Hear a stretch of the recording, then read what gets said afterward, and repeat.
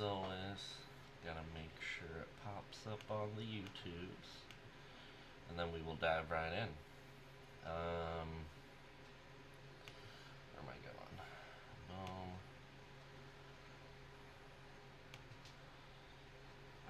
Refresh this.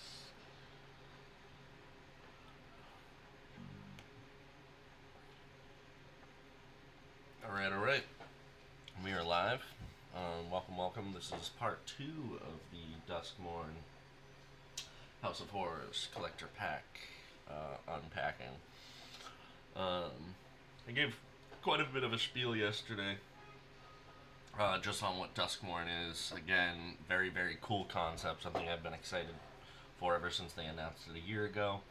The story involves just like a sentient horror haunted house that's like infinitely big on the inside. So I keep saying, like, I think Monster House meets the Tardis. If you haven't seen Monster House, definitely check that out. It's a kids movie, but it's very good. It's very good. Got Steve Buscemi in there. Yeah, and this set is all in reference to or based on 70s, 80s, and 90s horror movies. So, we've actually got something on in the background in that regard. If you can guess what it is. I don't know if it already said the title screen, so if that pops up, then you got it. But, yeah, we pulled a particular card yesterday that was definitely in reference to this. And there's also a Magic Secret Lair coming out that is not just in reference to this, but is literally showcasing this. So, yeah. Again, or not again, but also apologies. This is super last minute. I am dog sitting this weekend, so I gotta leave pretty much like crazy late tonight. So I thought I was gonna have a little bit more time to put this together, but. Yeah, and honestly, I was just antsy. I want to open these packs. I want to see what's in there. So, without further ado, let's just get into it. We've got pack number 1, as always. I have a bonus pack for at the end, and we're gonna do the final 6 packs of this collector booster box. I also have another collector booster box that we'll be cracking sometime next week, likely. I've also got a bundle and a play booster box. I've got 2 play booster boxes and 2 bundles, actually. So, all right, right off the bat, we're starting with a room. Moldering Gym and Weight Room. I don't think I've seen these. Moldering Gym is a 3-drop. It's when you unlock this door, search your library for a basic land card, put it in the battlefield tapped, then shuffle. Okay, so that seems like a one-time use kind of thing. And its second ability is a drop 6. When you unlock this door, manifest dread, then put 3 +1/+1 counters on that creature. Interesting. So, they're one-time use enchantments, which is weird. Because once both of the rooms are unlocked, I would imagine you would just discard it. I do like this art. Again, the whole concept of a house, an entire plane enveloping house, is very cool. Enter the Enigma is this is a story spotlight. I think that's the Wanderer. Enter the Enigma. It's a 1-drop. It's a sorcery. Target creature can't be blocked this turn. Draw a card. Though she was used to stepping into the unknown, something about this strange doorway made the Wanderer shiver as she crossed the threshold. Again, if you didn't hear me before, they are doing audiobooks for the most recent sets. So highly suggest checking those out. They did it for Bloomborough, they did it for this set, and I hope they continue on. This story behind this set is super cool, and it's caused me to go back and start to go into all the Magic stories. So, Friendly Ghost, I actually pretty sure I either pulled this one or played against this one at the pre-release event. It's a 4-drop. It's a creature. It's a spirit. It has flying. When friendly ghost enters, put a +1/+1 or +2/+4.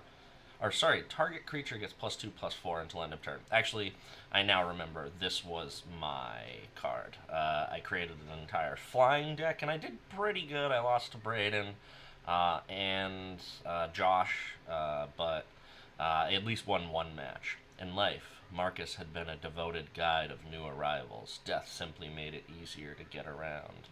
Very cool. Got another room here. Which is Derelict Attic and Widow's Walk. Derelict Attic is a 3-drop. It's when you unlock this door, you draw 2 cards and you lose 2 life. When a creature you can and Widow's Walk is a 4-drop. When a creature you control attacks alone, it gets +1/+0 and gains Death Touch until end of turn. Very cool. Ooh.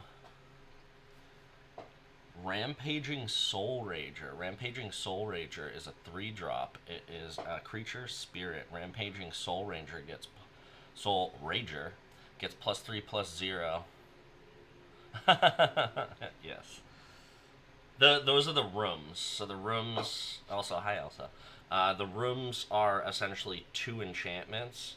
And what you're supposed to do is when one, unless you can pay for both of them at the same time, when one comes into play, you pay for that one, whichever it is, and then you put this little token on the other side of the card to say that that room is locked. And then when you want to unlock that room, you pay for its mana cost. So it's a cool little, like, essentially 2-for-1 enchantment. Rampaging Soul Rager gets +3/+0, and as long as there are 2 or more unlocked doors among rooms you control. The souls of those who perished before Valgavoth's ascension exist now only as fractured echoes of who they once were. Oh, this one is gorgeous. Oh my god. That is nice. Under the Skin, and this is also a paranormal border. Under the Skin, shout out Caucho Rubion. Under the Skin is a 3-drop. It's a sorcery. It has Manifest Dread, and you may return a permanent card from your graveyard to your hand. That art is amazing. Really, really digging that.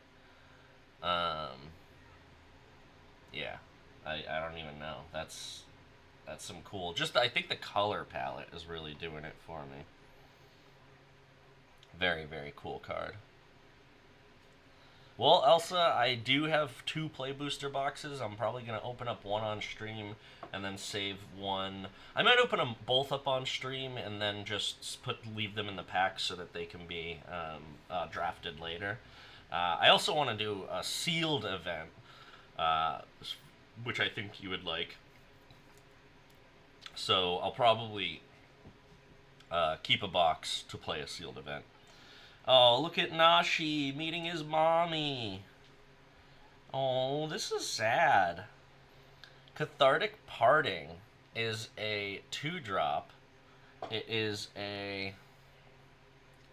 Let me actually, give me one sec.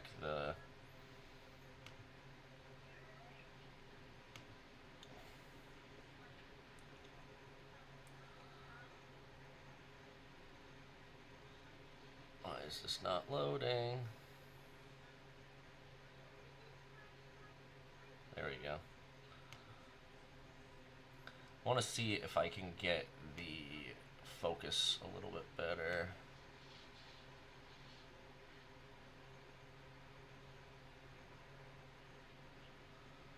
On the art.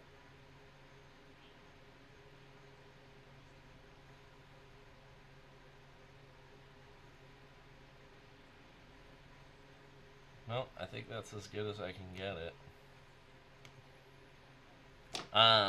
Cathartic Parting is a 2-drop. This is when, so Nashi's mom, Tamio, has been trapped inside the house. I think they're like siphoning her power or something like that. And this is the whole reason Nashi went to the house, and also why everybody else ended up in the house to try and rescue Nashi.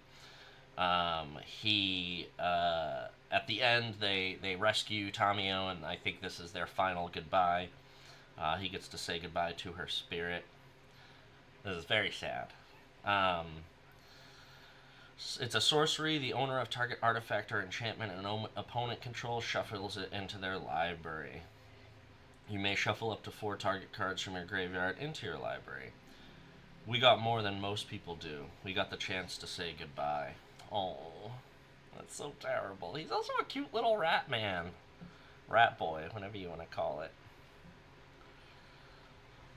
Another story spotlight there. Again, Defiant Survivor is a 3-drop. It's a creature. It's a human survivor. It has survival. At the beginning of your second main phase, if Defiant Survivor is tapped, manifest Dread. The dark should be scared of me. Yeah, what a boss.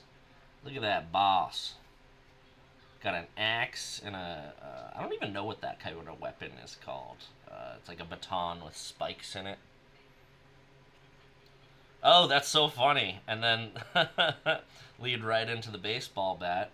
It's a 2-drop. It's an artifact equipment. It's classic weapon against invaders in horror movies, I guess. When baseball bat enters, attach it to target creature you control.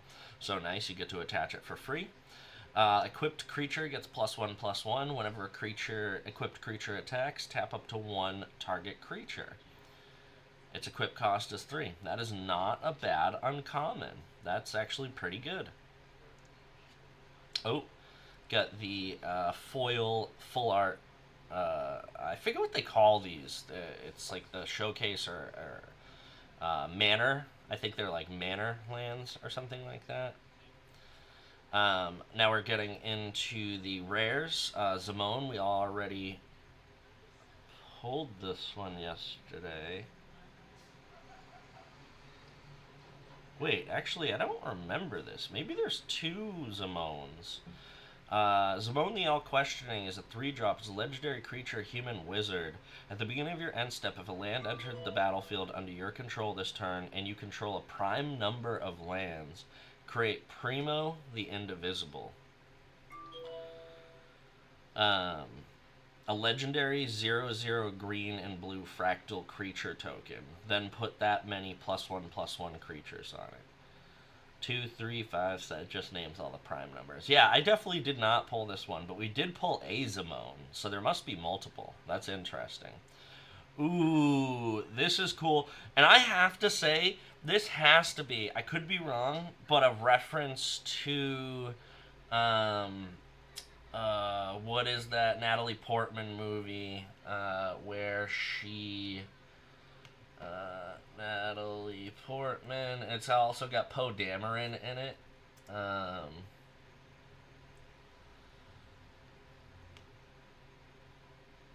what is it, view all, Annihilation. I could be wrong. I could be 100% wrong, but I swear this is a reference to Annihilation. Ursine Monstrosity. I won't say how it's a reference because that scene is like, it's crazy, and you should watch Annihilation if you haven't seen it. I mean, Annihilation is not specifically a bear movie, but there is a bear in it. Annihilation is more about a something that like crash lands on our planet and interacts with the local flora and fauna, manipulating or mutating it rather. Ursine Monstrosity is a 3-drop. It's a creature. It's a bear mutant. Yes, if you remember that scene, then yes. It has trample. At the beginning of your combat on your turn, mill a card and choose an opponent at random. Ursine Monstrosity attacks that player this combat if able. Until end of turn, Ursine Monstrosity gains indestructible and gets +1/+1 for each card type among cards in your graveyard. Very cool. Really, really dig the art on this one. Shout out Carlos Palma Cruchaga. Ooh, Entity Tracker. Got another paranormal card. It's a 3-drop. It's a creature. It's a human scout. It has Flash and Eerie. Whenever an enchantment you control enters, and whenever you fully unlock a room, draw a card. Very cool. Also, that thing. What is that thing? Ooh, I'm 90% sure this is a reprint, but the art on this one is it's not like a lot of colors going on, but just the framing, everything about this. Yeah, that is an insane scene. I always tell people to watch that movie specific. The whole movie is good. I think the whole movie is good, but that one scene is like it's terrifying. So if you feel that movies are not scary anymore, not talking to you specifically, Elsa, but just in general, if you feel that movies are not scary anymore, definitely check out Annihilation, because that's got a scene in it that I would beg to differ. Grievous Wound is a 5-drop. Oh man, this art. Shout out Martina Fakova. It's an enchantment aura. Enchant player. Enchanted player can't gain life. Whenever enchanted player is dealt damage, they lose half their life, rounded up. Oh, I have seen this card. Vicky was so tired. The pain began to fade. You were so brave, said her grandmother's voice from somewhere far away. But it's time to rest now. Wow. It's such a simple card, but this might be my favorite pull so far. Such a beautiful framing. Yes! And then we all know what this is in reference to. This card was used very heavily against me, and this is a great, great card used against me in the pre-release. Ghost Vacuum, come on. Ghostbusters, or Luigi's Mansion, which is also a reference to Ghostbusters. Ghost Vacuum is a 1-drop. It's an artifact. It has tap to exile target card from graveyard. So essentially, you just keep tapping it and either exiling your cards from your graveyard or your opponent's cards. Then you spend 6 and tap this, sacrifice Ghost Vacuum. Put each creature card exiled with Ghost Vacuum onto the battlefield under your control with a flying counter on it. Each one of them is a 1/1 spirit in addition to its other types. Activate only as a sorcery. So essentially, you steal all your opponent's creatures from their graveyard. And then... Wait, was this used correctly? Yes, it was. And then you take in creature cards, dead creature cards, and then the vacuum spits them back out as 1/1 flying ghosts. I love the meta on this. I think this is cool.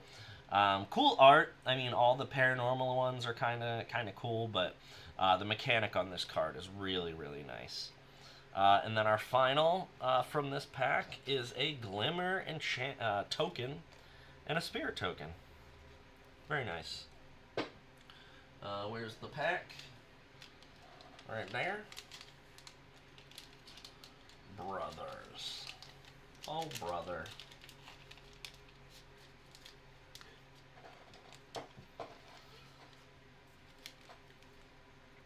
Mystery Booster 2. Alright, on to pack number 2, sailing right through these.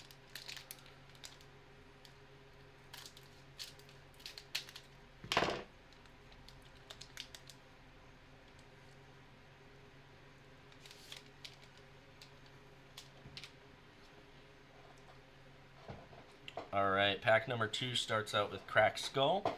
It's a 3-drop. It's an enchantment aura. Enchant creature. When Cracked Skull enters, look at target player's hand. You may choose a non-land card from it. That player discards that card. When enchanted creature is dealt damage, destroy it. Ears ringing and head throbbing. All Tarvin could do was wait to see what would finish the job. Yes, yes, yes. This I used in my pre-release deck. I'm just so excited that this card has a Megalodon in it. I could be wrong. The only, there's lots of shark movies, but the thing that really, kind of fits in my mind for this is Resident Evil. I could be completely wrong, but there are zombie sharks in Resident Evil, so that's kind of what makes me think that's as a reference to, but That being said, Deep Blue Sea, Jaws, there's lots of shark horror movies out there, so this could be in reference to a lot of those. Daggermaw Megalodon. Also, the design on this is like, come on, look, he's got like little tentacles coming out of him. Mutant shark. Is a 6-drop. It's a creature, it's a shark. It has vigilance. I might have to make a shark deck. I think there's enough of them. Island Cycling 2.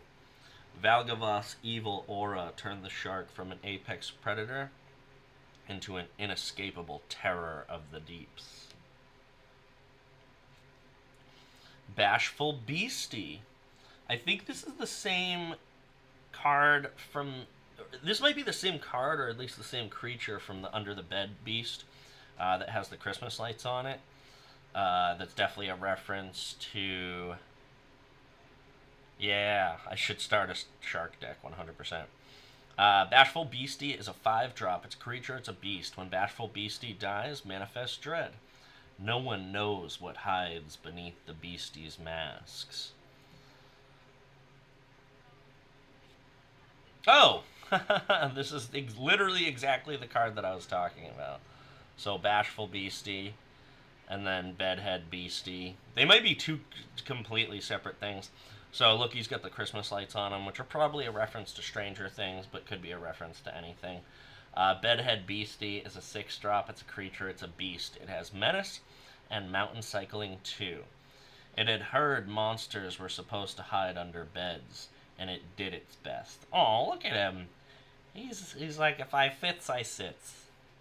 Also, whoever was on top of that bed, you now have a horn through you. Ah! Well, we'll do this card afterwards because I just accidentally revealed. And it did its best. Arabella, Abandoned Doll. Definitely a reference to Annabelle. Is a 2-drop. It's a legendary artifact creature toy. Should also make a toy deck, which I think would be fun. Whenever Arabella, Abandoned Doll attacks, it deals X damage to each opponent, and you gain X life, where X is the number of creatures you control with power 2 or less. Every night, Corey threw the unsettling doll away. Every morning, it was back on the shelf, its eyes following her every move. Ho ho ho ho. I wonder if there's an alternate art for this one, too. Yeah, Toy Master deck. Or, what is it called? Puppet Master. That would be very cool. Alright, so... this was the one... Oh, no! Whatever. This is the one that fell. The one behind it we've already seen anyways. Spectral Snatcher is a 6-drop. It's a creature spirit. It has Ward, discard a card, and Swamp Cycling 2. Nice and basic. Is out. Got her Sunday hat on. Insidious Fungus. We already pulled this, but I don't think this art. It's a 1-drop creature fungus. Spend 2, sacrifice Insidious Fungus, choose 1, destroy target artifact. It's essentially a Dementor. Destroy target enchantment, or draw a card, then you may put a land card from your hand onto the battlefield tapped. Wherever it grows, wood rots, walls turn gray, and flesh becomes fertilizer. Makes you think of the fungus from Haunting of Hill House. Stay hidden, stay silent. Ugh, very spooky. It's a 2-drop as an enchantment aura. Enchant creature. When stay hidden, stay silent enters, tap enchanted creature. Enchanted creature doesn't untap during its controller's untap step. Spend 6, shuffle enchanted creature into its owner's library, then manifest dread. Activate only as a sorcery. The fungus card, I thought we already pulled one of these. Did you have one of these in your deck? Also, what's up, Brayden? Yeah, I thought we pulled this card yesterday, but like an alternate art. Oh my god. Oh my god. This is... I have no idea what this is in reference to. Piggy Bank. Piggy Bank is a 2-drop artifact creature boar toy. Again, this set would... I don't know if there were toys in past sets, but I would love to make a toy deck. Oh, yeah, but Toy Story's not scary. I mean, there is a card that is... Funny you say that, because there is a card that is almost certainly in reference to Toy Story, and it's the doll's head on the spider body that Sid made. Piggy Bank is a 2-drop. It's an artifact creature boar toy. When Piggy Bank dies, create a treasure token. It's an art. We know what a treasure token does. Remember when you smashed me for a little pocket money? Oh my god. I'm. This might be the next. Like, I gotta add this to the list of kindred decks I want to make as a toy deck. This set would really, really do it. Problem is, I think the colors are kind of all over the place, and I don't know who my commander would be. Oh, got a full art Mountain Manor card. And now on to the rares. We've got Dazzling Theater, which is a 4-drop. Creature spells you cast have Convoke. And Prop Room, which is a 3-drop untapped creature. Oh, yeah, this is... Sorry, we pulled one of these yesterday. Ooh, another Gremlin card. Barb Flare Gremlin is a 4-drop. It's a creature, it's a gremlin. It has First Strike and Haste. Whenever a player taps a land for mana, if Barb Flare Gremlin is tapped, that player adds 1 mana of any type that land produced. Then that land deals 1 damage to that player. Interesting. That's a cool mechanic. Also just like, oh, look at that art. Look at that art. I like the gremlin design in this.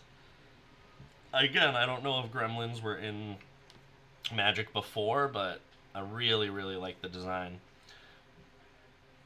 You think burning the pie to a crisp was bad. You should see what it did to the chef. Meg, Supply Runner. Oh, man. Oh, got another Ghost Vacuum. What's the difference? Because was that in this pack? No. Okay, so this is a non-foil version. The last one was a foil. Oh, gotta know. So I now know what these cards are. They're called double exposure cards, which I should have known. For some reason, I was just thinking, like, it's with the color palette, especially on the first one, Marvin, the doll or whatever. It just reminded me of the old school red-blue 3D glasses. But these are just double exposures. As a photographer, I should have known that, but whatever. These cards are gorgeous, and I think they are, like, very desirable, if I'm not mistaken. Just the color palettes and the whole concept, I think, is very cool.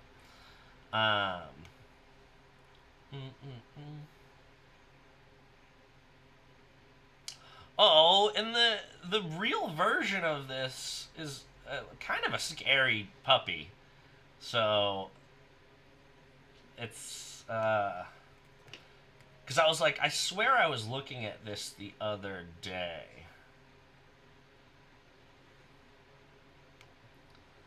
Is it this one? Yeah. Yeah, very, very cool card. Kona Rescue Beastie is a 4-drop. It's a legendary creature, Beast Survivor. Like, as you can see in the background, it's a dog with arms. Like, all dogs have arms, but this has, like, articulating arms. And masks. Very, very creepy. It's a legendary creature, Beast Survivor. I don't know if I said it's a 4-drop. It has survival at the beginning of your second main phase. If Kona Rescue Beastie is tapped, you may put a permanent card from your hand onto the battlefield. I forgot to check if the last version had... No. I was wondering if it had, like, one of those little tanks of rum that the St. Bernards have. You know, rescue puppy. Ooh, look at that. That is a gorgeous art. That is very, very cool. Valgavoth's Onslaught is a 1-drop with 2x. Manifest Dread X times, then put X +1/+1 tokens on each of those creatures. Where do they keep coming? Unintelligible screaming. Recovered tape fragment. Damn. It's not, but it reminds me of the little beasties from Don't Be Afraid of the Dark. Oh, and then we've got the insect, which we pulled the card for yesterday, that creates these. And then the Manifest token, which is very cool, for the Manifest Dread. Alright. On to pack number 3. What Charlie's doing? I don't want to jinx myself, but he hasn't been hopping on at all. I think he's sleeping in the bed. He's not used to being up this early.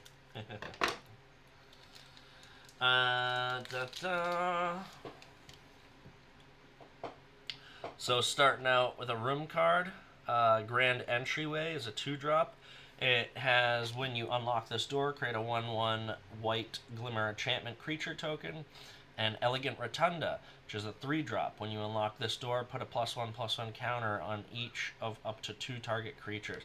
I don't understand, because I guess enchantment can be a one-time thing, but like enchantment to me seems like something that goes onto the battlefield and then has a static ability, like you enchant something. And these are one-time enchantments, so I guess that makes sense, but a lot of these rooms seem to be doing that. Raucous Carnival. This is definitely in the story. They go into a room and there's a cornfield and an entire carnival going on in one of the rooms, which is crazy. Raucous Carnival is a land. Raucous Carnival enters... this is the... we've already pulled quite a few of these. This is just the red-white version. So it enters tapped unless you have 13 or less life. They say that those who enter the amusement park never come back, and their disembodied laughter joins the other on the wind. There's probably lots of scary carnival movies, but this just makes me think of not Goosebumps, or is it?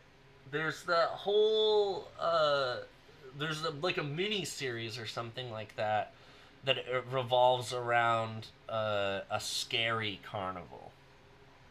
And I can't remember if it was Goosebumps or if it was just written by R.L. Stine. Ooh, this is great. This is great. So here's the green-blue version of that card that we just pulled. Lakeside Shack. They say if you stay in the cabin until the mists reach, something will slither from the water and knock at the door. I love the flavor of this set. This is so cool. Frantic Strength is a 3-drop. It's an enchantment aura. It has flash, enchant creature. Enchanted creature gets +2/+2 and has trample. With his friends dead and his weapons broken, Taro seized the only thing he could to defend himself. Yeah, hit him with the lamp. It's probably a one-time use only, but... Fear of the Dark is a 5-drop. It's an enchantment creature, Nightmare. Whenever Fear of the Dark attacks, if defending player controls no Glimmer creatures, it gains Menace and Death Touch until end of turn.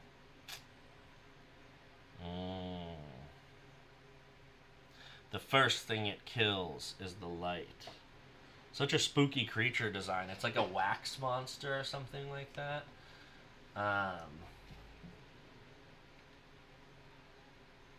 Yeah. And again, I want to say, anybody comparing this set to Innistrad, I've pulled a lot of Innistrad, and this is very, very different. Again, Innistrad is more hammer horror, like classic, Boris Karloff, like that kind of horror. And this is very, very different. House Cartographer, Map Maker. It's a 2-drop. Yeah, actually, I didn't even think that. It is very scary stories. It's a 2-drop. It's a creature. It's a human scout survival. I like survivor. I like all the survivor cards have survival. At the beginning of your second main phase, if House Cartographer is tapped, reveal cards from the top of your library until you reveal a land card. Put that card into your hand and the rest into the bottom of your library in a random order. Oh, weird. Fear of Imposters. I think this is... I don't know who that is, but she's somebody from the story, I'm almost certain. Fear of Imposters. She's not Zamio, because... Or, not Zamio. Jesus. Zamone. Fear of Imposters is 3-drops, an enchantment creature, Nightmare. It has Flash. When Fear of Imposters enters, counter target spell. Its controller manifests dread. I don't know what that beastie is. Pyroclasm is a 2-drop. It's a sorcery. Pyroclasm deals 2 damage to each creature. In my younger days, I would meticulously catalog all the terrors I encountered. These days, I mostly just kill them with fire. Nice. Rip. Spawn Hunter. Sporogenic Infection, so another fungus card, is a 2-drop. It's an enchantment aura. Oh, that's terrible. That's terrible. I'm having trouble. I'm sure there's horror movies where fungus are the culprit, but that's a terrible one. I mean, I guess Last of Us. That's a good example right there. Enchant creature. When Sporogenic Infection enters, target player sacrifices a creature other than enchanted creature. When enchanted creature is dealt damage, destroy it. We've got our island. I like that there's one of these in every pack, which is cool. So I'm going to have the full set. Braden, I'm going to have a forest for you. I'll actually toss... Or, I don't know if you already got one when we were at the pre-release. But if not, I'll throw one in a sleeve just in case. Nashi! We haven't seen Nashi yet. Look at the little cute little rat boy. Nashi, Searcher in the Dark, is a 2-drop. It's a legendary creature, Rat Ninja Wizard. It has Menace. Whenever Nashi, Searcher in the Dark, deals combat damage to a player, you mill that many cards. You may put any number of legendary and or enchantment cards from among them into your hand. If you put no cards into your hand this way, put a +1/+1 counter on Nashi. Very cool. And he was in the sort of weird live-action trailer for this set. So I was wondering, I was like, who's this little Ghostbuster rat person? But now I know. Nashi is Tamio's adopted son. Oh, Amina 2, Veil Piercer. She is one of... I don't know if this version is, but she is one of the commanders for the precons. She is a 4-drop, legendary creature, human wizard. She's the one that gives them their some sort of fate device. I forget what they're called, but essentially they allow you to rewind time like 1 minute. So essentially it kicks in like if you're killed, like if you're grievously wounded, then it rewinds time 1 minute and you're immediately able to redo what you did, which was cool. Legendary creature, human wizard. At the beginning of your upkeep, survey 2. Each enchantment card in your hand has miracle. Its miracle cost is equal to mana cost reduced by 4.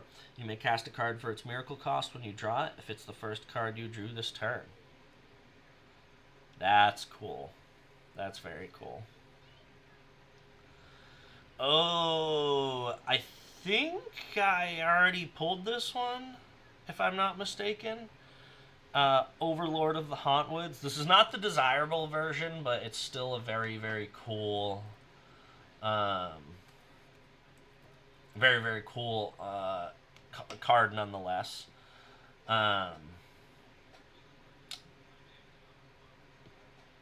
Overlord of the Hauntwoods is a 5-drop. It's an enchantment creature, Avatar Horror.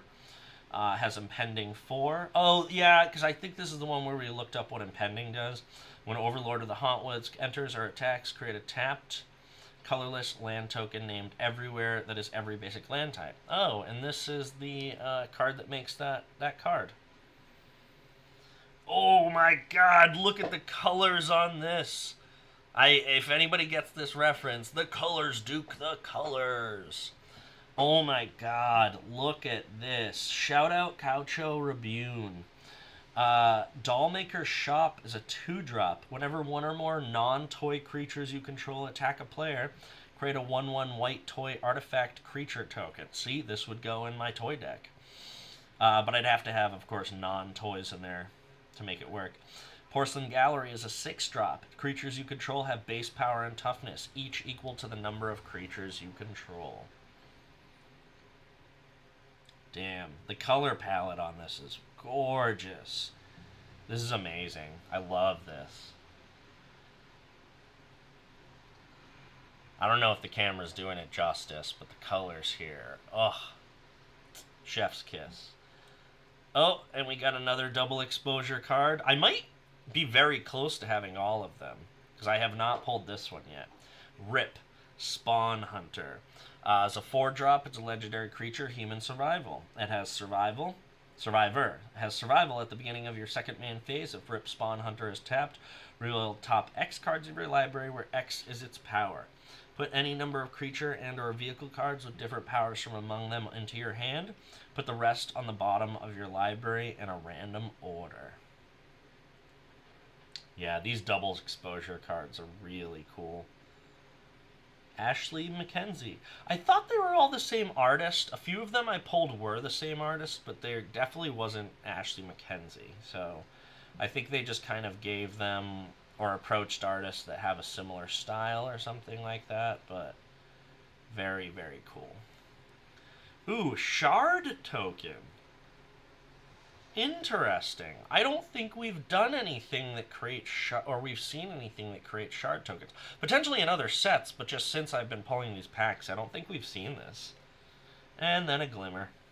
Got quite a few of those now. Alright. On to pack number 4. Oh, gotta tear this pack open a little bit more so the cards fit back in it. I really like this new method for opening the packs because, again, I'm going to organize this into my larger collection, and I will likely do it this weekend, but, yeah, oh, wrong side. It's just easier to, like, keep track of everything, especially if I wanted to draft, which, imagine drafting with a collector booster pack. That would probably just be wasteful. Which, no. Because it's guaranteed 5 rares per pack, so that would be crazy to draft with collector boosters. That would be crazy. That would be like a very, very explosive... Sorry, give me one moment.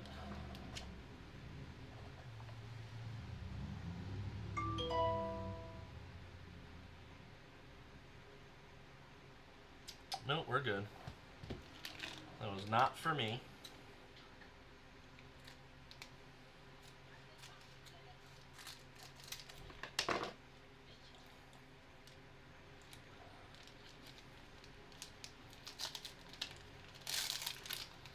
Alright, pack number 4.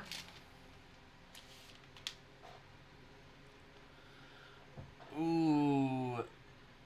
Fear of Immobility is a 5-drop. It's an enchantment creature nightmare.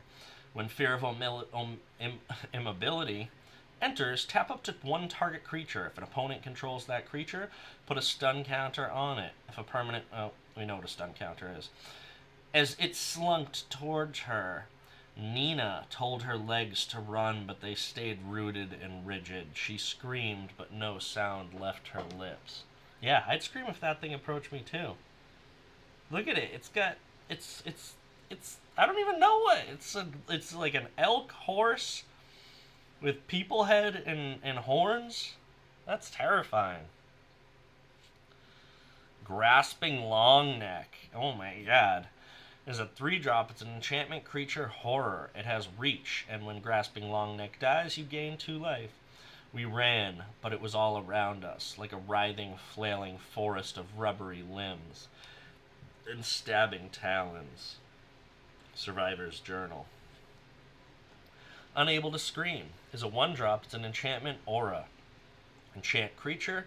Enchanted creature loses all abilities and is a toy artifact creature with base power and toughness 0-2 in addition to its other types. As long as enchanted creature is face down, it can't be turned face up. Oh, that's cool. So you put that on Manifest Dread cards.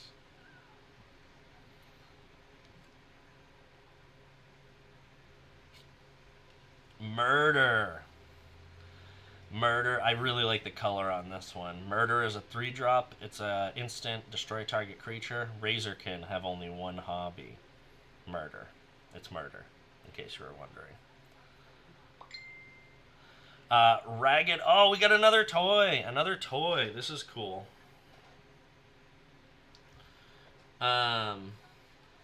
Ragged Playmate is a 2-drop. It's an artifact creature toy. It has spend 1, tap, target artifact. Target creature with power 2 or less can't be blocked this turn. You tried to throw me away, Henry. I don't like that at all. Oh, man. We love our possessed, haunted toys. Very creepy. Oh, and here's the card. We pulled a card yesterday that created or made you search for this card. And I read what it did, but just so you can see it with the... this was the mirror card with the or millipedes. Or no, they were centipedes on the either side of the frame of the mirror. Altenac the Thrice Called is a 7-drop, excuse me. It is a legendary creature, insect beast. It has trample. Whenever Altenac, the Thrice Called, becomes the largest target of a spell or ability... Why did I say largest? Becomes the target of a spell or ability an opponent controls, draw a card.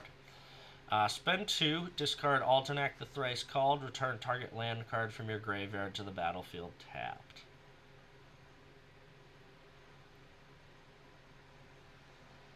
Interesting. I think you would use that ability, and then the other card that calls him, I think you can pull this card from your graveyard, if I'm not mistaken. So you'd spend the 2, get your land back, pop this into your graveyard, and then use that other card for recursion. Fear of the Failed Tests. As a 5-drop, it's an enchantment creature, Nightmare. Whenever Fear of the Failed Test deals combat damage to a player, draw that many cards. Well, wait. What do you mean this quiz determines half our grade? Zimone muttering in her sleep. Oh, that's funny. So this is like probably the most tame card we've pulled. It's, you know, like, what do you mean we have a test? I didn't study for a test. You didn't tell me about a test. That's great. Brood Spinner. Brood Spinner is a 2-drop. It's a creature. It's a spider. When Brood Spinner enters, survey 2. Spend 6, tap it, sacrifice Brood Spinner. Create a number of 1/1 black and green insect creature tokens with flying equal to the number of card types among cards in your graveyard. Interesting. Very cool. Optimistic Scavenger. I should just say, I've already saw the token for the spiders looks just like this. But that's such a creepy design for a spider. Eyeballs. What? Optimistic Scavenger is a 1-drop. It's a creature. It's a human scout. It has Eerie. Whenever an enchantment you control enters, and whenever you fully unlock a room, put a +1/+1 counter on target creature. A Void Rod. Perfect. Now we'll be able to get the glitch reader working again. Whatever that means. Here's our Swamp. Dissection Tools. Our first rare of the pack is a 5-drop. It's Artifact Equipment. When Dissection Tools enters, manifest Dread, then attach Dissection Tools to that creature. Equipped creature gets +2/+2 and has Death Touch and Lifelink. Equip cost, sacrifice a creature. Very spooky. There's a lot of horror movies at this. I think like maybe Hostel or I don't know. Lots of horror movies. Fear of sleep paralysis. It's funny, I've experienced sleep paralysis. Not much in my later life, but a lot when I was younger. And it's like one of the most terrifying things. Not even from like, because people talk about sleep paralysis as like, oh, it's a demon sitting on you or they see weird things in the room. I think it's purely terrifying because you're paralyzed. You literally wake up and your body doesn't work. So you have this moment of like, am I just going to be paralyzed for the rest of my life? And yeah, not to sound like ableist, because that's like, I can't imagine just again, I don't know, you wake up one day and that's just it. That's terrifying. And I just, yeah, it's not something I wish on anyone. Fear of sleep paralysis, and that's, I guess, a sleep paralysis demon. That's actually where the term nightmare comes from. I forget what the etymology there is, but it has something to do with sleep paralysis demons. Enchantment creature, nightmare. Flying and eerie. Whenever fear of sleep paralysis or another enchantment you control enters, and whenever you fully unlock a room, tap up to one target creature and put a stun counter on it. Stun counters can't be removed from permanents your opponents control. Oh. Y'all, I think I see a Japan Showcase card. We're gonna do the right thing and keep slowly going through the pack, but I'm pretty sure we got one coming. This is a cool card. Very, very cool. Waltz of... Oh, sorry. And because I saw that, I got so distracted. The final ability on this thing is cool. Stun counters can't be removed from permanents your opponents control.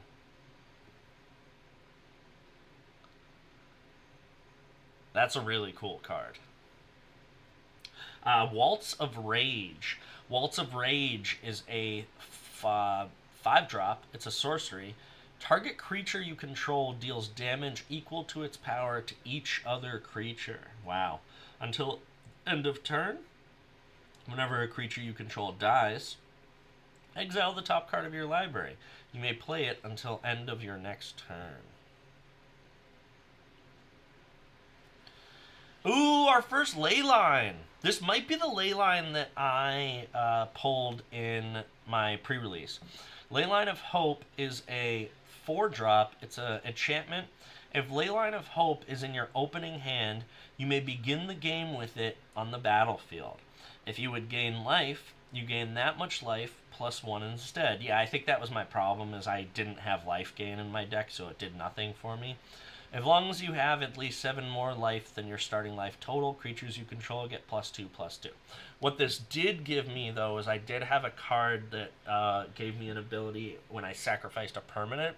So I started actually 2 separate games. I started with this in my opening hand. So I was able to play it for free. And then in one of the games, I was able to sacrifice it. So very cool. And then, yes! Oh my god. Yes! Japan Showcase card. Charlie, we pulled, and it's a kitty, too. Did you do this? You did this, didn't you? Come here, buddy. Come here. Come say hi. Look, Charlie came to say hi, to see the kitty card. Look. He's orange like you. I didn't know that they were... All the ones that I saw actually weren't in Japanese, though. So that's crazy. Isn't that crazy, buddy? No, you gotta get down here. But I thank you for giving me the luck to pull that, buddy. Alright, let's see if I can scan this. I'm gonna move this off to the side so we don't reveal. I did! Or I got one of them. Of course it's the cat one. Of course it's the cat one.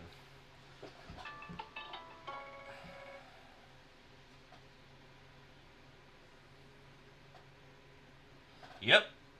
Alright, it scanned right in. Mythic 388. Yeah, there is an English version of this card. Or is this the version I have? No. That's the, like, special foil version.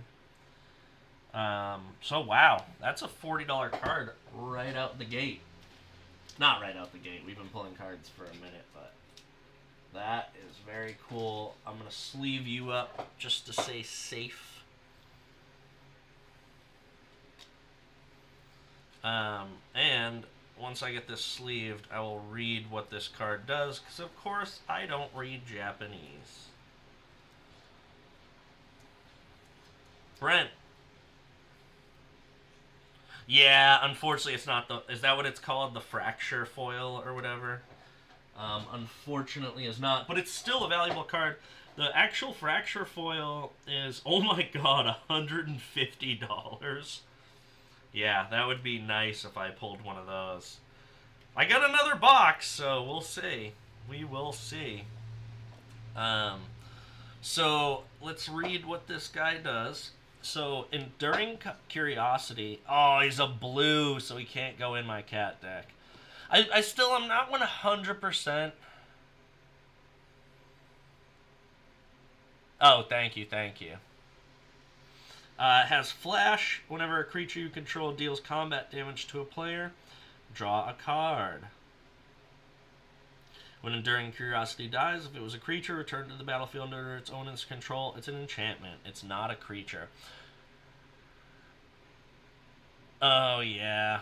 I know, same. I think the one I'm doing is... Wait, actually, what is that?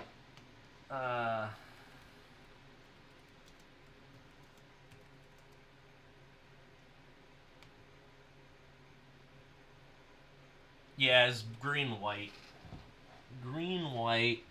I could get another legendary cat, but I don't know. I really liked what Arabo Roar of the World did. I also really, really like the... I like the abilities of the Glimmers. I just like that when they die, they come back to the battlefield as an enchantment, so you don't lose out on its ability. Very cool. This is... Oh my god. That is... They're such gorgeous cards. I really, really like that.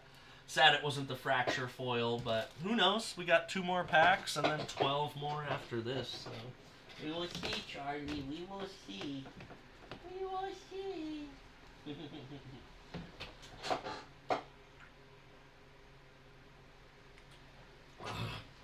Jordan, have you been to any drafts or pre-releases since you started playing again?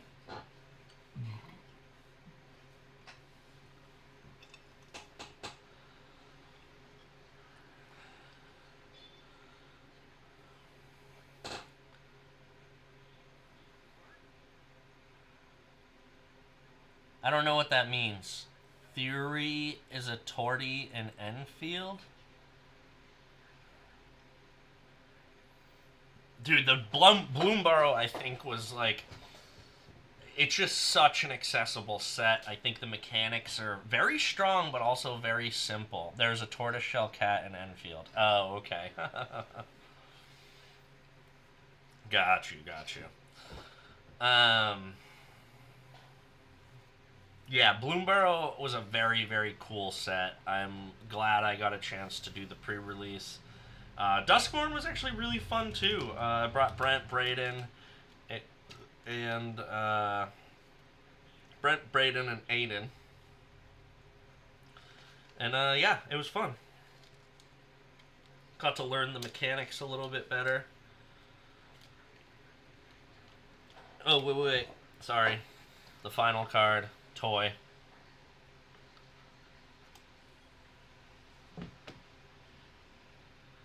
Wait. what is a resin printer a 3D printer, but the one that like it's in it liquid bath? Is that the resin printer? And then on the back, we've got a treasure token. I really... Yeah, that's super nice. That's how you get, because they're not layered. I bet it's super toxic. But they're the most, the best... I don't know if you use this word in 3D printing, but it's probably the best contrast. Because 3D printing, no matter how fine the nozzle is, you're always going to have some sort of, like, layering. Oh yeah, that is a good reference there, Elsa. I love that movie. Will do, Brayden. Love you, bud. Thank you for hanging out. I will see you in a little bit.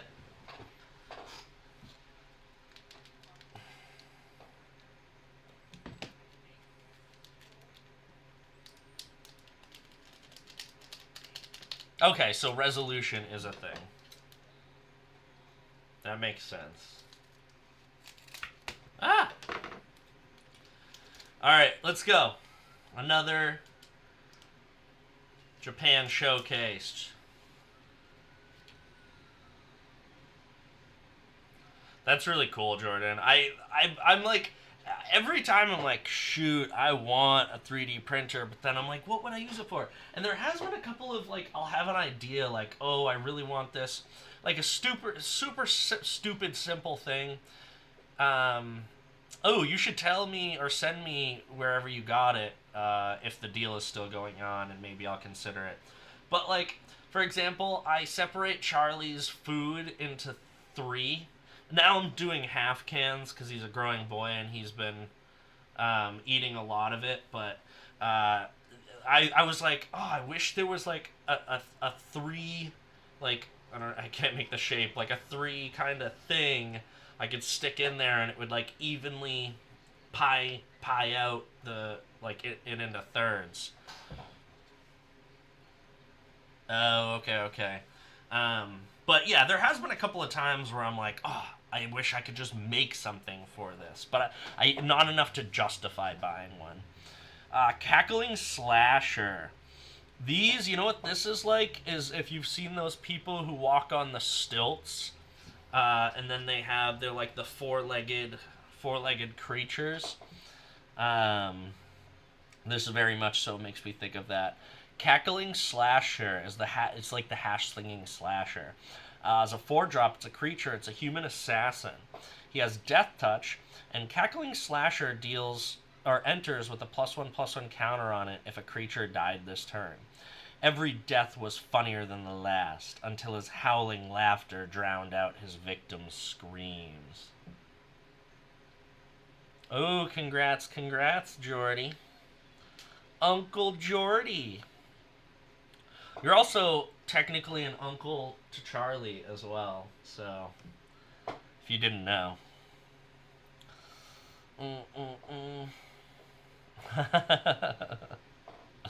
So you're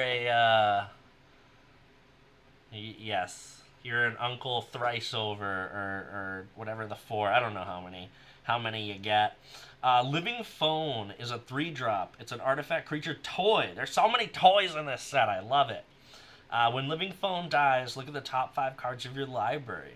You may reveal a creature card with power 2 or less from among them and put them into your hand. Put the rest at the bottom of your library in a random order.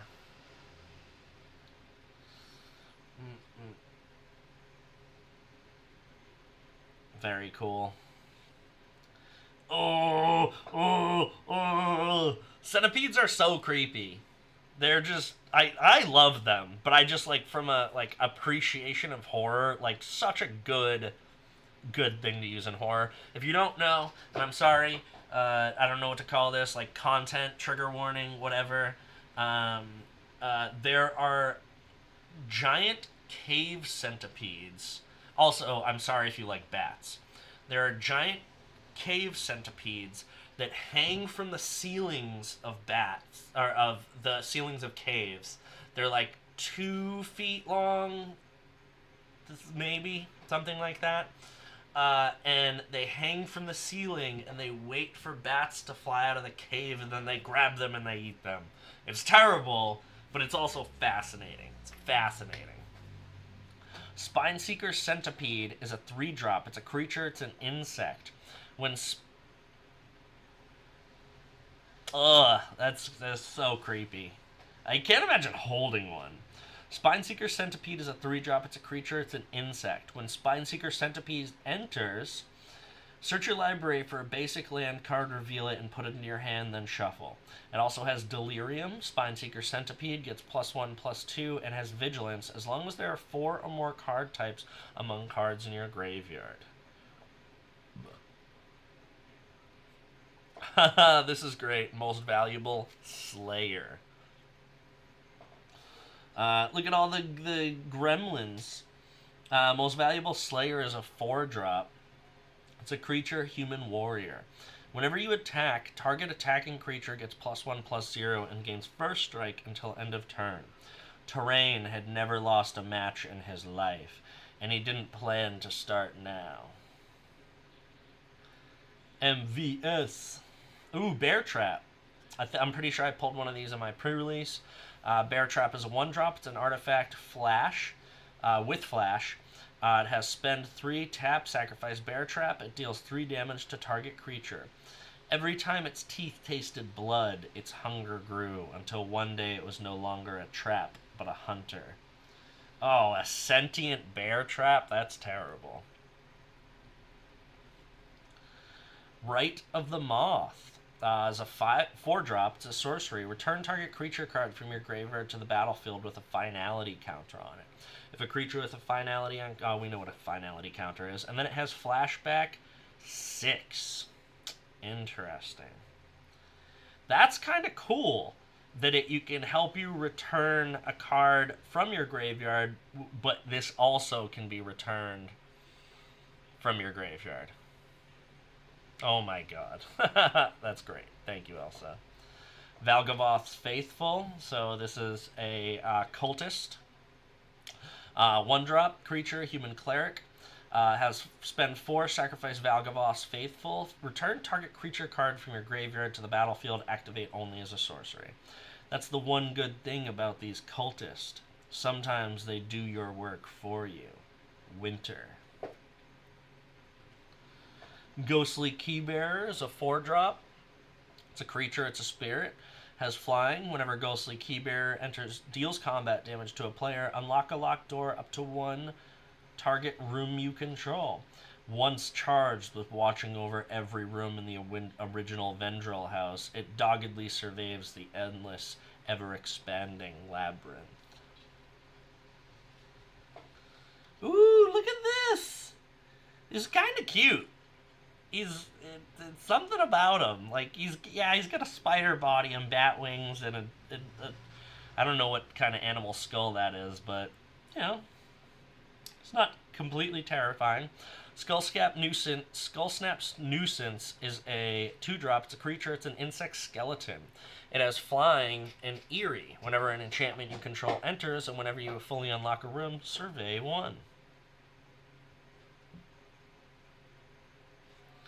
Oh, our plains. Hopefully the next one is the forest, so I can give it to Bray Bray. The Roller Crusher Ride.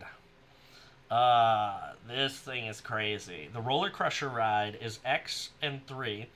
Legendary enchantment. It has Delirium. If a source you control would deal non-combat damage to a permanent or player while there are 4 or more card types among cards in your graveyard, it deals double that damage instead. When the Roller Crusher Ride enters, it deals X damage to each of up to X target creatures.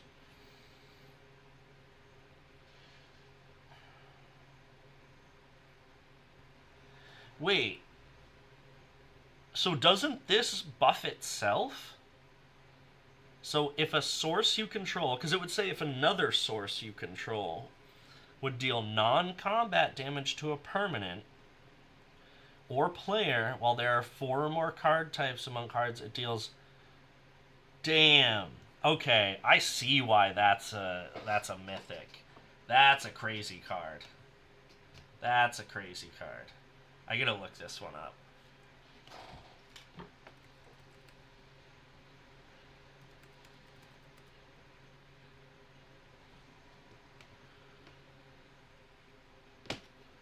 Nice. Yes, alright, Elsa. This is what I was talking about. This is the Toy Story card. Giggling Skitterspike is a 4-drop. It's an artifact creature toy. It has indestructible, and whenever Giggling Skitterspike enters, or attacks, blocks, or becomes the target of a spell, it deals damage equal to its power to each opponent. And its monstrosity, spend 5, and its has monstrosity 5, and the cost is 5. So essentially monstrosity, and I already looked it up, so correct me if I'm misremembering, but monstrosity is if the creature is not monstrous, you can pay its monstrosity cost and put 5 +1/+1 counters on it. So essentially you can, this is an indestructible toy, and it's colorless. So very cool. And you can put this, I gotta make a toy deck. You can put this into, you can make this a very, very big boy. Very big boy.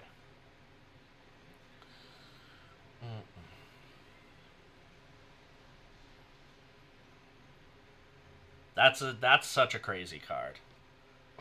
Hi, Max and Ollie.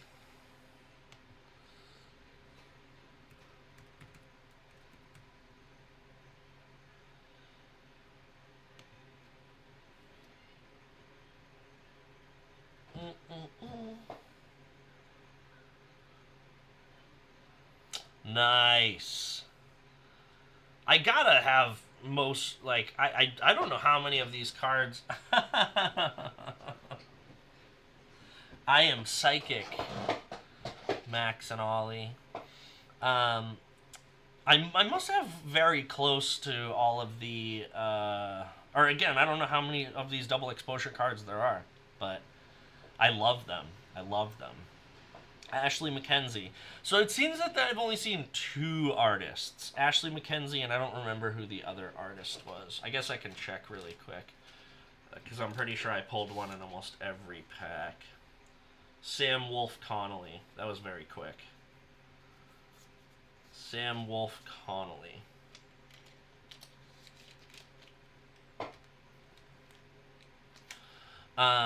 So Ashley Mackenzie and Sam Wolf Connolly do these double exposure cards.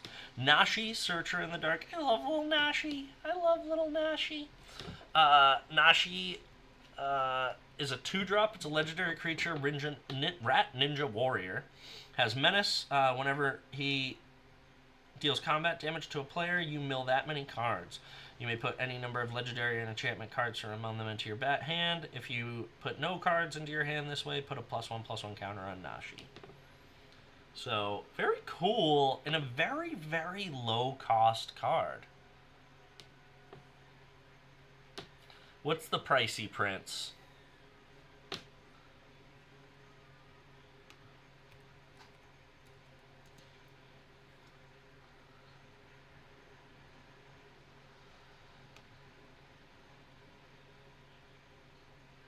Oh, are they?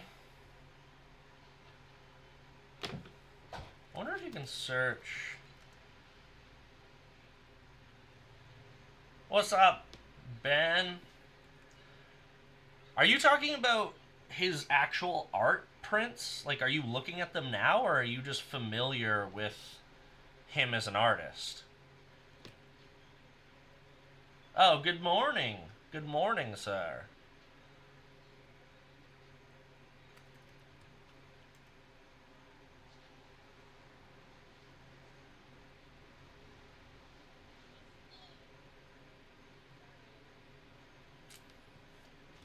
Yeah, I'm curious what you mean, Jordan, if you're talking about his artist prints or...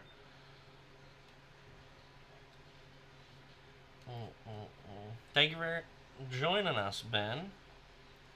What time is it over there? Yeah, so again, are you already familiar with his art, and that's how you know this, or you just looked him up?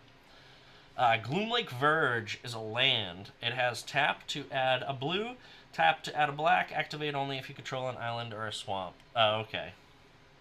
Here, the flood pits languish like a corpse, the clear waters choked by the filthy hands of the bog. So we've already pulled. I don't know if we've pulled this one before, but we've pulled quite a few of these. This specific card. I'm assuming there's 10 of them. 6 a.m. Getting ready for work. Ooh, and another Silent Hall Creeper. So I have 3 of these now, I think. Really good card. If you haven't seen it, you weren't here yesterday. It's a 2-drop. It's an enchantment creature. Horror. Silent Hall Creeper can't be blocked. Whenever Silent Hall Creeper deals combat damage to a player, choose one that hasn't been chosen. Put 2 +1/+1 counters on Silent Hall Creeper. Draw a card. And Silent Hall Creeper becomes a copy of another target creature you control. So, yeah, very good card. The only problem is when I did my pre-release, this Braden knocked this off the table twice, I think in both of our matches. I don't think I ever got to actually use this card. I think every time I tried to play it, it got kicked off the board. So it's a very cool card, but unfortunately it's also a very big target. And then we've got our token here. Why am I ringing?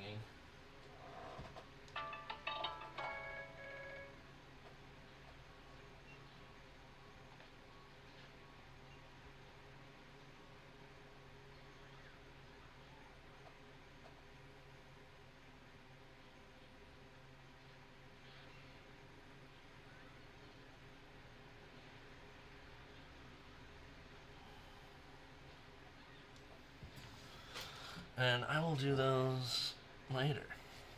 So another manifesto. Ooh, a beast token.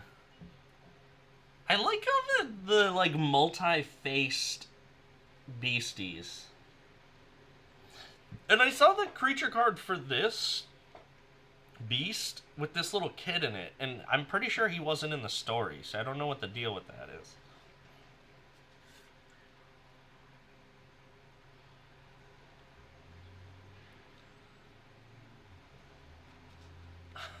Why do you say that, Jordan? Is Ibanez gear cheap in Japan or something? And yes, Elsa, Ben is a time traveler. Ben knows things you couldn't possibly imagine.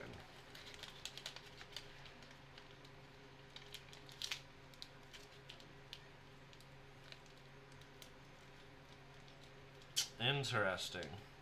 Where does Ibanez hail from? I'm trying to think what that name is. It's not Japanese, is it? Oh, okay. My electric is an Ibanez.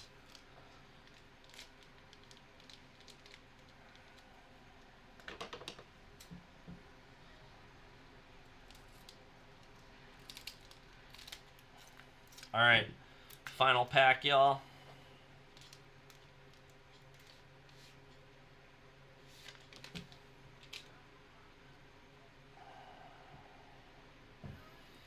Murky Sewer. So this is the blue-black version of the 13 or less life land. They say dripping, hungry things writhe beyond the edge of the light, waiting to drag the unwary into the darkness. Turn inside out. Very creepy. Turn inside out is a 1-drop. It's an instant. Target creature gets +3/+0 until end of turn. When it dies this turn, manifest dread. Scared, are you? Need a hug?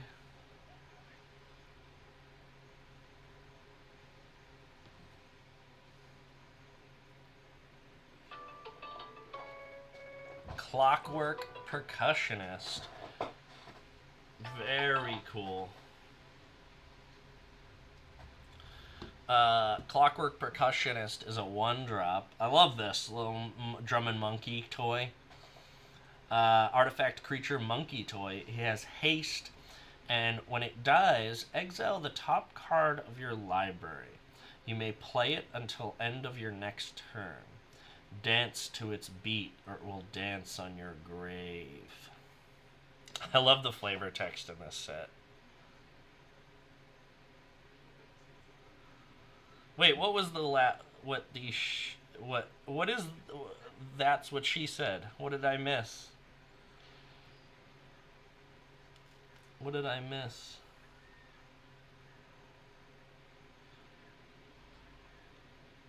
No, I feel like it was the flavor text on Murky Sewer. I could be wrong. Neglected Manor. Oh, here's the white-black version of this for the 13 or less. They say every family who resided there met a grisly end, and once in a while you'll hear their screams echoing through the moldering halls. There's actually a whole thing about Shocklands, I think. No, I don't think I pulled the arcade. Shocklands being euphemisms for vulvas.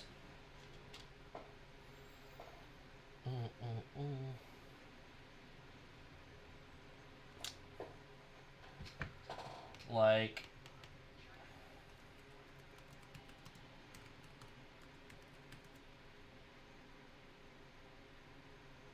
nope.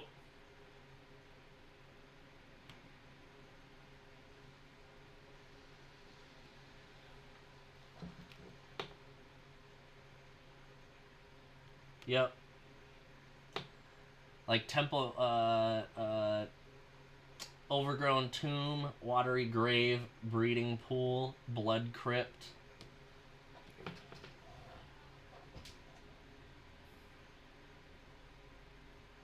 I'm sorry, Elsa. Braden is too. Final Vengeance is a 1-drop. It's a sorcery. It's an additional cost to cast this spell. Sacrifice a creature or enchantment. Exile target creature.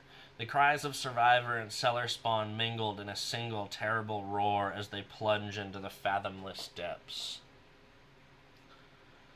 Razorkin Horde Caller. So again, Razorkins are when people are trapped in Duskmourn. This is what they turn into when they're fully enveloped by the house. So Razorkin Horde Caller is a 5-drop. It's a creature, human clown berserker. He has haste, and whenever you attack, create a 1/1 red gremlin creature token. Know your place, pets. First blood is mine.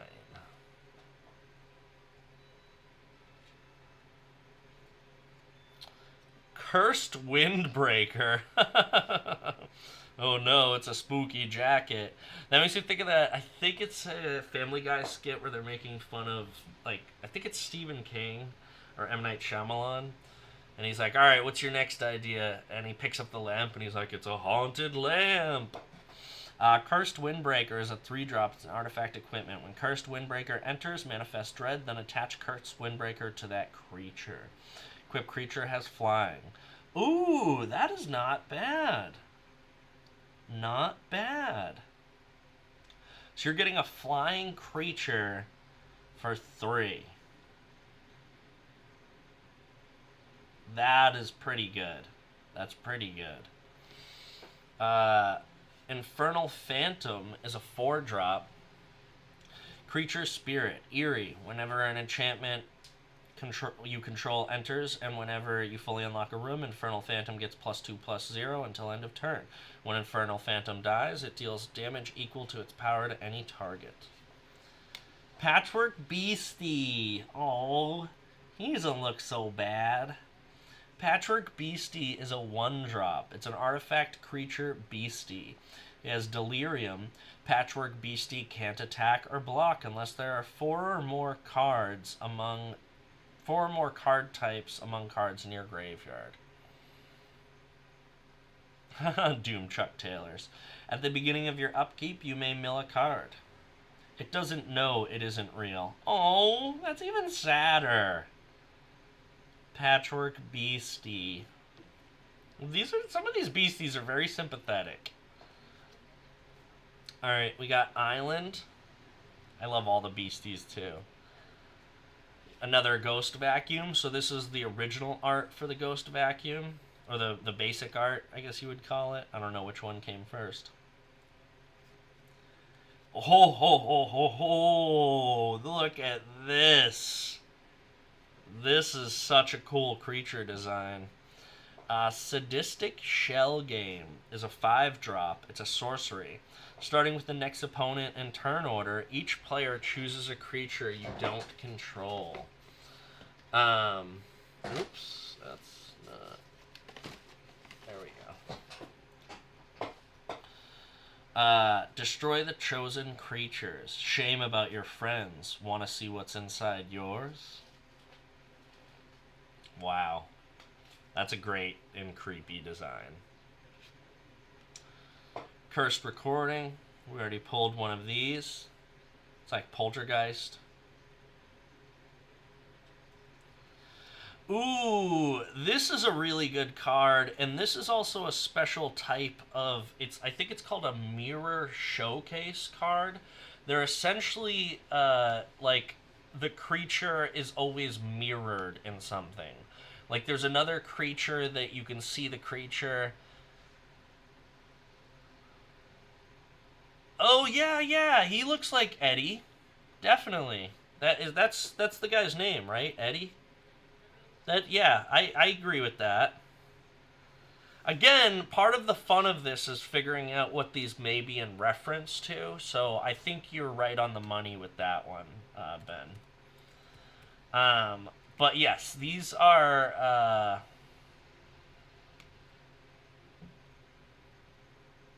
always in reference. Sorry, these are always... No, not Eddie from Stranger Things. Eddie is the name of the creepy skeleton dude. I could be wrong, but he's got like a very generic name of the skeleton dude from all the Iron Maiden album covers. Hauntwood's Shrieker. So these are, again, part of a series where all of the cards are the monster itself is reflected in something. Stranger Things is great. It's a good show, but it's also very much so a fan service because it's referencing so many things from the like 80s and 90s and whatnot. Mostly the 80s, I guess. Hauntwood Shrieker is a creature beast mutant. Whenever Hauntwood Shrieker attacks, manifest dread. Spend 2, reveal target face down permanent. If it's a creature card, you may turn it face up. Interesting. I guess that's cool. So you get to reveal your creature card without paying its mana cost. Oh, and we got another Leyline. Leyline of the Void. So the Leylines are cool because you can pay them. You don't have to pay their mana cost if they're in your opening hand, essentially. Oh, maybe. Oh, that's super cool. Yeah, maybe Elsa, but that's super, super cool. Oh my god. That's crazy. That's crazy. Where does he keep it, Ben? All the Leylines, yes, if they're in your opening hand, you don't have to pay their mana cost to cast them. If Leyline of the Void is in your opening hand, yep, what I just said. If a card would be put into an opponent's graveyard from anywhere, exile it instead. Cracks in the facade of the house lead not to escape, but to oblivion. Oh, and now we are through the pack and on to our... Oh, this is an emblem. So Kaido, because he's a planeswalker, duh, he gives you an emblem. That's cool. And ninjas you control get +1/+1. I don't think there's a lot of ninjas in this set. I think the Wanderer is a ninja. I think Kaido is a ninja. And then I think... who's a ninja? The Wanderer. Oh, Nashi. Maybe there's other ninjas, but... And then what's on the back? A gremlin. I like that he looks like he's holding a microphone.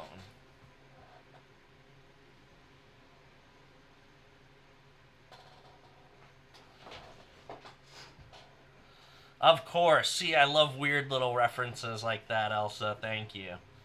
And that's crazy, Ben. That's super cool. Alright, y'all, that is all of the Duskmourn House of Horrors Collector Booster Packs I have for now. I've got another box to open up at some point. I also have, as always, a bonus pack. So we're going to do a Modern Horizons 3 play booster and see what we pull. Again, I've pulled quite a bit from this set, so I'll be sailing through this. Thriving Skyclaw, we've got Utter Insignificance, we've got Gift of the Viper, we got Dross Claw. This is a new one. It's a 2-drop artifact equipment, living weapon. Essentially, when it enters, create a 0/0 Black Phyrexian Germ token, then attach this to it. Equipped creature gets +1/+1. Whenever equipped creature attacks, each opponent loses 1 life. Equip cost is 2. Dog Umbra, again, don't think we pulled one of these. Shout out Jordan. I don't know if this would work in your doggy deck. Oh, never mind. I thought it was a dog creature. As a 2-drop, it's an enchantment aura. Has flash and enchant creature. As long as another player controls enchanted creature, it can attack or block. Otherwise, Dog Umbra has Umbra armor. If enchanted creature would be destroyed, instead remove all damage from it and destroy this aura. Tranquil Landscape, tap it to add a waste mana. Sacrifice it, search your library for a basic forest, plains or island card, and put it in the battlefield tap, then shuffle, and also has cycling 3. Brain Surge, definitely pulled one of these already. Territory Color, I don't think we've pulled one of these. It's a 5-drop, it's a creature, it's an Eldrazi. It has Devoid and Reach and Landfall. Whenever a land enters the battlefield, look at the top card of your library. If it's a creature card, you may reveal it and put it into your hand. If you don't put the card into your hand, you may put it into your graveyard. Ooh, is that an art card? Yeah. I was like, there's a crazy card coming up. Elsa, what was cool artwork? The Territory Color? Because Eldrazi's are generally pretty crazy. I'm assuming you're talking about the Territory Color. Idol of the False Gods is a 2-drop. It's a Kindred Artifact Eldrazi. It has spend 2, tap it, create a 0/1 colorless Eldrazi spawn creature token with sacrifice this creature, add a waste mana. Whenever another Eldrazi you control dies, put a +1/+1 counter on Idol of the False Gods. As Idol of False Gods has 8 or more +1/+1 counters on it, it's a 0/0 creature in addition to its other types and has Annihilator 2. Ooh, Boggart Trawler. We've already pulled one of these, but such a cool, weird little goblin creature. Turns into a land. Or no, it can be cast as a land. Meltdown is X and 1. It's a sorcery. Destroy each artifact with mana value X or less. Catastrophes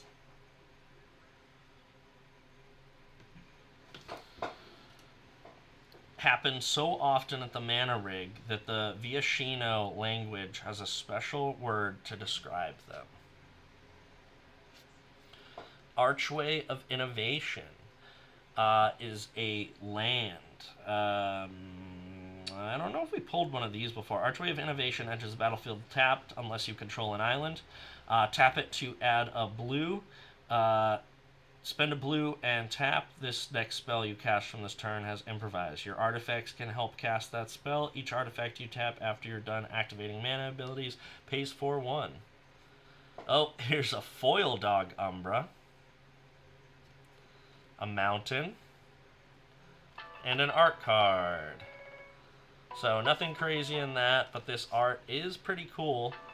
Psychic Frog. Let's look up what Psychic Frog does. PSY, Psychic Frog. Not from, frog.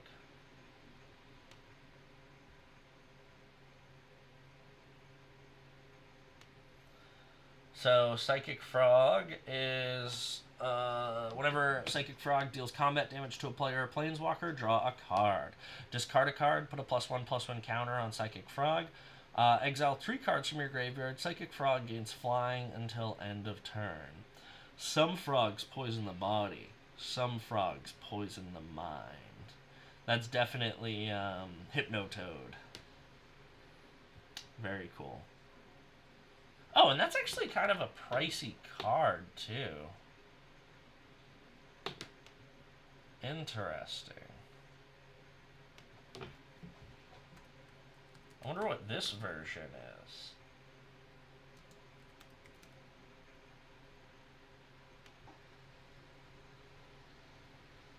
Oh, wow. This, not this card, but the actual creature card of this is worth $25. So, not bad. Psychic Frog versus Hypnotoad. Wait, what's your name, Elsa? Where did...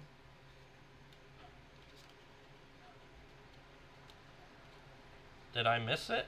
Oh. Oh. Yes. I was like, I don't remember reading Elsa. We read it yesterday, but not today. Alright, y'all. That is all I have for you today. Amazing pulls. Let's just look at, again, our... Which pack was it in?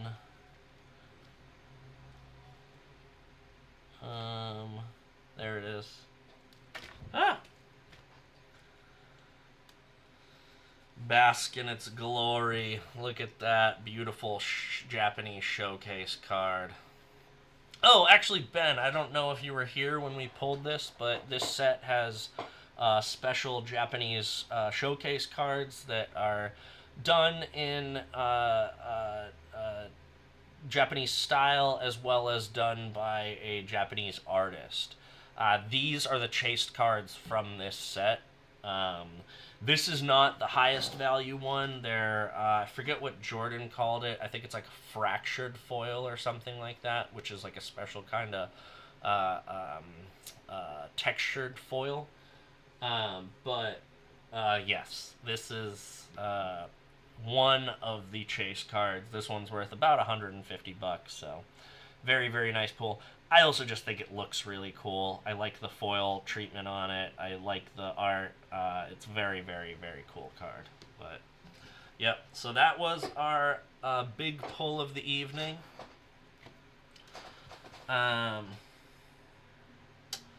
again, like I said, that's all I got today. I don't know what I'm going to come back with next time. I might put, do a bundle, then do a play booster box, then jump back into the collector booster box. We'll see. Kind of space things out a little bit, which will be cool.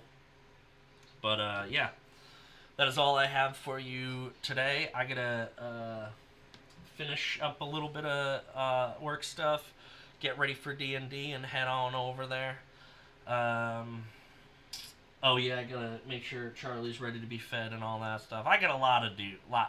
So, again, I just tried to sandwich this in because if I didn't do it today, I'm not going to be able to do it till sometime next week. So, I just wanted to finish up this box if I could. But, yep, that is all I got. Ben, Elsa, I think Brayden dipped out. Jordan, everyone, thank you so much for hanging out.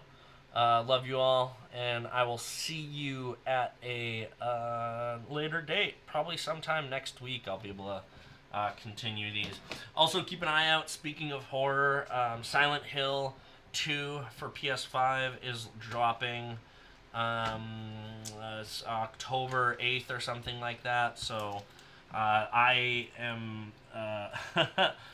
that is all I am going to be doing for probably days straight, is playing and streaming that game until I beat it. So keep an eye out for that. I will announce that. It'll probably be the day that it comes out. Let me actually look that up really quick. Silent Hill 2 PS5 launch October 8th. So I think that's a Tuesday.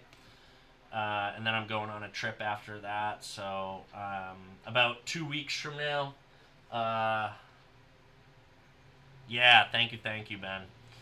And everyone else, if you haven't, remember to like, subscribe, hit that bell, do all the things. But yeah, keep an eye out for more of these streams. And then October 8th, I will be doing the Silent Hill 2 stream. So I know it's been a minute. I just have not had time to finish Alien. So probably finish Alien after Silent Hill. Maybe I'll get a chance to play a little bit of it between now and then. And then, yeah, we will tally forth through the rest of these. But, yeah, again, love y'all. Thank you so much for hanging out, and I will see you later.